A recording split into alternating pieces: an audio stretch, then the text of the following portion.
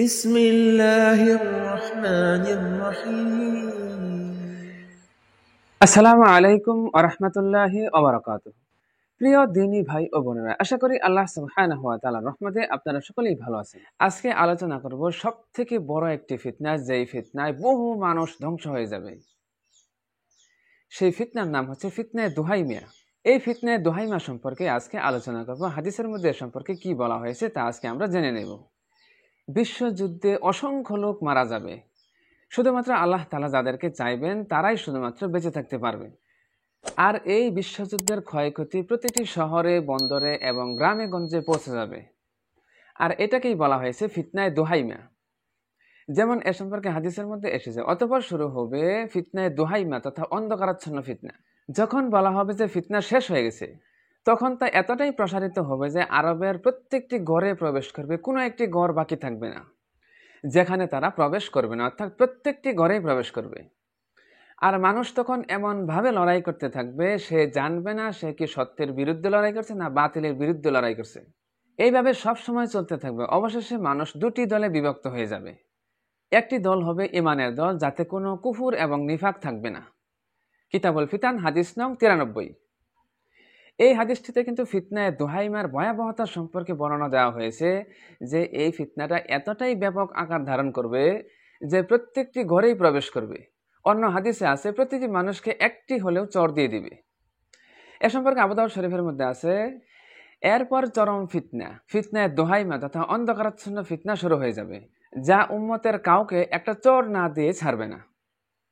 অতঃপর যখন লোকেরা বলাবলি করতে থাকবে ফিতনা শেষ হয়ে গেছে, অথচ তা আরো তখন বৃদ্ধি পাবে। অর্থাৎ সেই ফিতনাটা দিন দিন বাড়তেই থাকবে, কোনোভাবেই থামবে না। তখন অবস্থা এমন হবে যে কোনো ব্যক্তি সকালে মুমিন থাকলে সন্ধ্যায় সে কাফের হয়ে যাবে।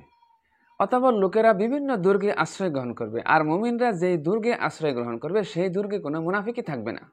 আর যেই দলে মুনাফিক থাকবে সেখানে কোনো মুমিন থাকবে না। সুনানে আবু দাউদ হাদিস নং 4243।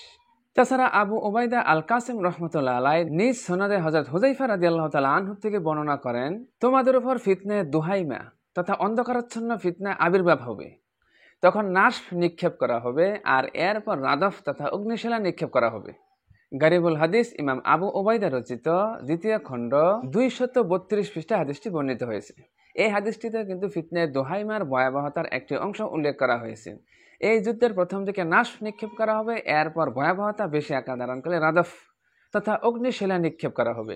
এখানে নাশফ হতে পারে সাধারণ কোনো মিসাইল, আর রাদফ এটা হতে পারে পারমাণবিক মিসাইল, যেটা যুদ্ধের যখন ভয়াবহতা তীব্রতা যখন ব্যাপক আকার ধারণ করবে তখন এই রাদাফ তথা অগ্নিশিলা নিক্ষেপ করা হবে, যেটাকে অনেকেই পারমাণবিক অস্ত্র বলে অভিহিত করেছেন। আর এই ফিতনায়ে দুহাইমার ভয়াবহতা কখন থেকে শুরু হবে এ সম্পর্কে হাদিসে কিছু নির্দেশনা দেওয়া আছে। এক দুর্বল চিত্ত ল্যাংড়া বালকের উপর ক্ষমতা অর্পণের জন্য একমত হবে। এরপরই ফিতনায়ে দুহাইমা তথা সারা বিশ্বব্যাপী ব্যাপক ভয়াবহতা এবং যুদ্ধ বিগ্রহ শুরু হয়ে যাবে, যা উম্মতের কাউকে একটি চোর না দিয়ে হলেও ছেড়ে দিবে না। এরপর লোকেরা যখন বলাবলি করতে থাকবে ফিতনা শেষ হয়ে গেছে, অথচ তা তখন আরো বেশি আকার ধারণ করবে। আর এই অবস্থা শুরু হলে তখন মানুষ এমন অবস্থা পড়ে যাবে যে সকালে কেউ মুমিন থাকলে সন্ধ্যায় সে কাফের হয়ে যাবে, আর সন্ধ্যায় যদি কেউ মুমিন থাকে তাহলে সকালে সে কাফের হয়ে যাবে। এরপর মানুষেরা বিভিন্ন দুর্গে আশ্রয় গ্রহণ করবে, আর মুমিনরা যে দুর্গে আশ্রয় গ্রহণ করবে সেখানে কোনো মুনাফিক থাকবে না, কোনো নেফাক থাকবে না। আর মুনাফিকরা যেই দলে আশ্রয় গ্রহণ করবে সেখানে কোনো মুমিন থাকবে না। তাহলে এই হাদিস থেকে স্পষ্ট বোঝা যায় যে যখন মানুষেরা এক দুর্বল বালকের উপর ক্ষমতা অর্পণের জন্য একমত হবে তখন থেকে শুরু হয়ে যাবে এই ফিতনায়ে দুহাইমা, তথা সারা বিশ্বব্যাপী ব্যাপক যুদ্ধ বিগ্রহ মারাত্মক আকার ধারণ করে ফেলবে। কিতাবুল ফিরদাউসের একটি হাদিসের মধ্যে এসেছে যে মানুষেরা সেই সময় এক দুর্বল বালক বলতে ইমাম মাহমুদের হাতে ক্ষমতা অর্পণ করার জন্য একমত হবে, আর তখন থেকে শুরু হয়ে যাবে বিশ্বব্যাপী ফিতনায়ে দুহাইমা। তাছাড়া ফিতনায়ে দুহাইমা কখন শুরু হবে এ সম্পর্কে কিন্তু কিতাবুল ফিতানের 93 নং হাদিসের মাঝখানের অংশ বলা হয়েছে, অথবা লোকেরা এক ব্যক্তির উপর ক্ষমতা অর্পণ করার জন্য একমত হবে, আর তারপরেই শুরু হবে অন্ধকারাচ্ছন্ন ফিতনা তথা ফিতনায়ে দুহাইমা। তাছাড়া কিতাবুল ফিতান 77 নং হাদিসের মধ্যে বলা হয়েছে, হযরত আলী ইবনে আবু তালিব রাদিয়াল্লাহু তাআলা আনহু থেকে বর্ণিত, তিনি বলেন, আল্লাহ সুবহানাহু ওয়া তাআলা এই উম্মতের জন্য 5টি ফিতনা নির্ধারণ করেছেন। প্রথমে শুরু হবে ব্যাপক ফিতনা, এরপর শুরু হবে খাস ফিতনা, তারপর আরো ফিতনা ব্যাপক আকার ধারণ করবে, তারপরে আসবে আবার খাস ফিতনা, তারপরে এমন ঘন এবং কালো অন্ধকারাচ্ছন্ন ফিতনা আসবে যার ফলে মানুষ চতুষ্পদ জন্তুর মতো হয়ে যাবে। তারপর কিছু চুক্তি হবে এবং লোকজনকে ভ্রষ্টতা থেকে আহ্বান করা হবে। যদি সেই সময় আল্লাহ তাআলার দ্বীনের উপর অটল থাকার মতো কোনো খলিফা অবশিষ্ট থাকে, তাহলে তোমরা তার আনুগত্য করো। এই হাদিসের শেষ অংশে যে কথাটা উল্লেখ করা হয়েছে সেটা কিন্তু ইমাম মাহদী আলাইহিস সালামের দিকে ইঙ্গিত করা হয়েছে। আর আগে যেই ফিতনাগুলোর কথা বলা হয়েছে সেই ফিতনাগুলোর অধিকাংশই প্রকাশ হয়ে গেছে। শুধুমাত্র ঘন কালো অন্ধকারাচ্ছন্ন যে ফিতনা, সেটা শুধুমাত্র সামনে এখন অবশিষ্ট রয়ে গেছে। তাছাড়া কিতাবুল ফিতান 95 নং হাদিসের মধ্যে বলা হয়েছে, আবু সাঈদ খুদরি রাদিয়াল্লাহু তাআলা আনহু থেকে বর্ণিত, তিনি বলেন, রাসূল করিম সাল্লাল্লাহু আলাইহি ওয়াসাল্লাম বলেছেন যে আমার পরে বহু ফিতনা দেখা দিবে।